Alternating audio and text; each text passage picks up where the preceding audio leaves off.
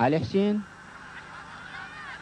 شاكر محمود، احمد راضي الى ناطق، ناطق الى احمد، لكن استر احمد على كل تروح الى حارس محمد والى خالد محمد علاوي مستمر خارج يمين، حاول كره خليل، ناطق، كره حلوه من ناطق، ناطق يسجل الهدف الثاني لمنتخبنا الوطني في الدقيقه 17، في الدقيقه 17 من الشوط الثاني.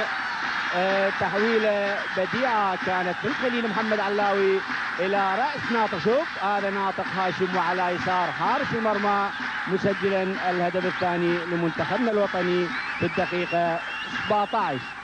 في الدقيقه 17 سجل منتخبنا الوطني وسط اللاعب ناطق هاشم الهدف الثاني من ضربه راس.